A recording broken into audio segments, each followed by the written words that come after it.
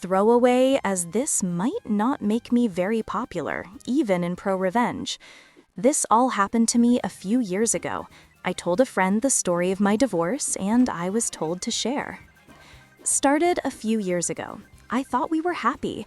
We were your usual suburban professional couple, financially secure, healthy, good sex life, 2 kids, 14F and 9M at the time. I thought we had a healthy social life. We were going through one of your typical married couple rough patches. Both of us were working long hours, not spending enough time together. We were going through some developmental problems with my son, and tensions in the house were running a little high. I noticed that she was spending a lot more time on her phone, texting with her girlfriends. I didn't think much of it. I started making a much more concerted effort to get out of work when I could, help around the house, and be more emotionally available. But over the course of a few weeks, the gulf just kept getting wider. I ended up accidentally finding some messages when I charged up an old iPad for my son to use.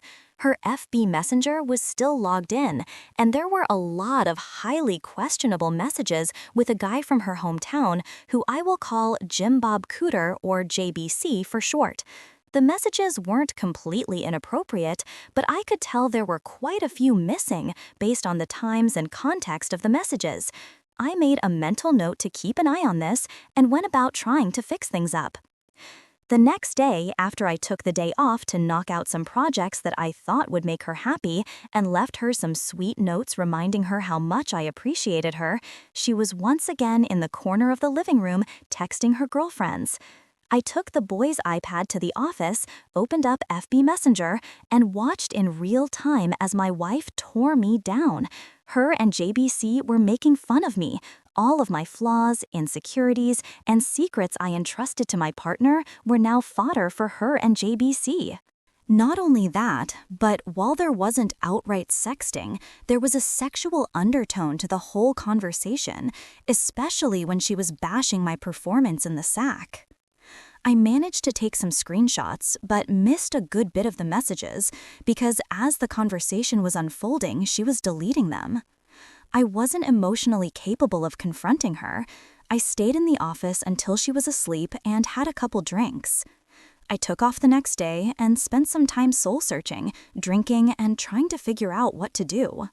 The wife came home and wanted to know what was wrong, and I just coped out and told her I had a bad day. A couple minutes later, I was watching the iPad as the train wreck kept unfolding. So began a couple solid weeks of taking screenshots, drinking, and detaching myself from the relationship. I knew there was no going back from this. The messages were now overtly sexual, with my wife completely into it, and JBC was sprinkling in I love yous. I consulted a lawyer and got my options and started moving forward. Here's where everything got absolutely surreal. Watching the messages, I found out JBC was coming to town to spend a weekend of quality time with my wife in a pretty nice hotel. I was missing a good bit of the info. They must have had a phone conversation about it at some point, but I was able to infer enough to get the when and where.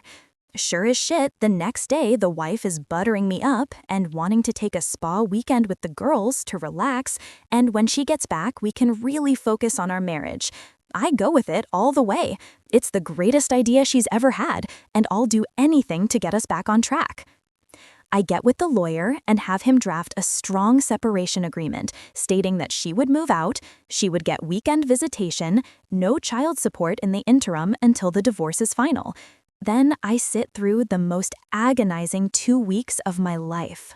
After all this, most of my feelings for her are completely gone, and I'm just seething with anger like I've never felt before. D-Day arrives. I take the day off work. I withdraw half of any money in any accounts we are joint on, leave her half alone. I had already redirected my paycheck to a new bank. I close our money market account and get a cashier's check for her half and deposit my half in my new account. I stop at Office Max and print out about 75 pages of FB Messenger screenshots, and I kill time because I don't want to be at home. She texts me that she's taking off and that she loves me. I tell her to have fun. I show up to the hotel at about 8:30 and call the wife's phone from the lobby. It goes straight to VM. They are probably already at it, whatever. I walk up to the front desk and ask if I can use the phone to be connected to JBC's room. It rings 3 times, and he picks up. JBC? Hello? Me? JBC, can you send my wife down to the lobby, please? JBC? I don't know what you're talking about, bro. Okay then, I guess I'll have to call Mrs. JBC and get her down here. Inaudible, shuffling, panic. You got 5 minutes. Click. Not even 2 minutes later, my wife comes walking out of the elevator, looking a little flustered. I sit her down in the corner of the lobby.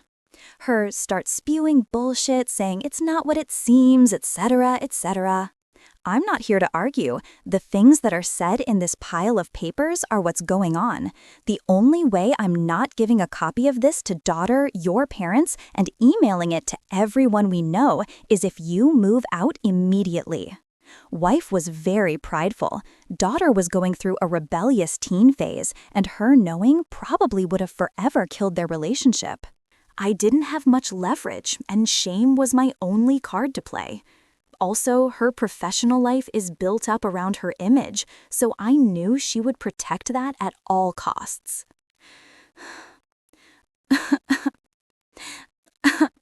Sniffle, mumble, inaudible.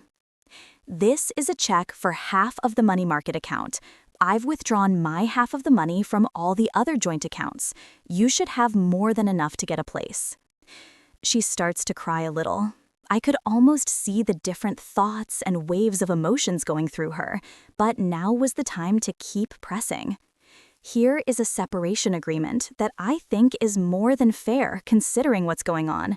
I'm going to need you to look this over, sign it, and leave it at the house when you get your stuff.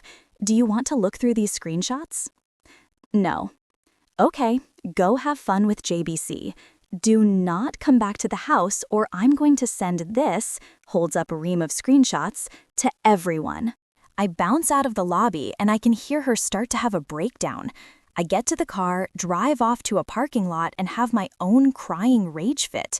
Previously, I would have cried in front of her and yelled and whatnot, but I managed to get my shit together enough to pull it off. I don't know what she did that night or over the weekend. She texted and called over and over, wanting to talk. I just turned the phone off. And by the time Monday afternoon rolled around, there were movers getting her stuff and she delivered the agreement. I let her have a talk with the kiddos, basically saying, Mommy and Daddy need some time apart, we still love you, etc., etc. Standard divorce talk. After a week, she wants to have a real talk for the first time. I oblige her because I've already got my shit together and I've got an idea of what I want, but I should hear her out. She's so sorry, she wants another chance, she wants her family back. She'll do anything. She's on her knees crying into my lap. I have no intention of ever taking her back. I tell her she needs to set up marriage counseling on her own at a time that works for me. I tell her that I can't live with her, but she should be around the children to try to maintain a relationship with them. So starts our new normal of her coming over the house, cooking and having dinner with the kids 3 nights a week. She always saved me a plate. I made myself scarce. Her cleaning the house and doing the kids' laundry, then heading back to her place. We went to counseling. It consisted of her working through her issues with the therapist, trying to figure out why she did it, her begging for forgiveness, and me stoically playing the victim. I was never going to give her another chance. All I wanted to do was kill time, establish myself as the primary caregiver to the kids, and establish her as not having residency in the house. After a few months, I go to my own therapist and get diagnosed with depression and PTSD. I ask my work if it's possible to go to part-time for the foreseeable future to deal with personal issues, and it's no big deal. After 6 months of therapy, I told her that I couldn't forgive her right now and that I wanted an amicable divorce, but she is still the love of my life, and maybe someday we could give it another try. She was devastated, but agreed to the divorce if I promised to try again someday. Once the divorce was filed, I needed the kids to want to stay with me.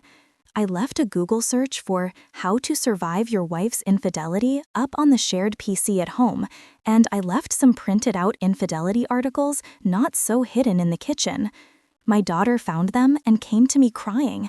I told her she wasn't supposed to find those, that mom made a mistake, that mom still loves her, and that I would always be here for her. My daughter, who used to hold my wife in such high regard, now wouldn't talk to her without screaming, and it crushed her. Not surprisingly, when the court needed statements from the kids a few months later, little brother followed big sister's lead, and they both wanted to stay with dad in the house they grew up in. When the divorce was finalized, I got the house. Had to buy out some of her equity, but that's okay. I got primary custody of the kids. I got awarded generous child support due to the difference in our incomes, due to me working part-time. Now, for the last 2 years, I've gotten to live in the house with my kids, work part-time, get the now ex to subsidize it for me, and when she takes the kids over the weekends, I get to have my fun with Tinderellas and some FWBs I've cultivated. In the eyes of my kids, I'm the patron saint of fatherhood for taking the high road and always being there.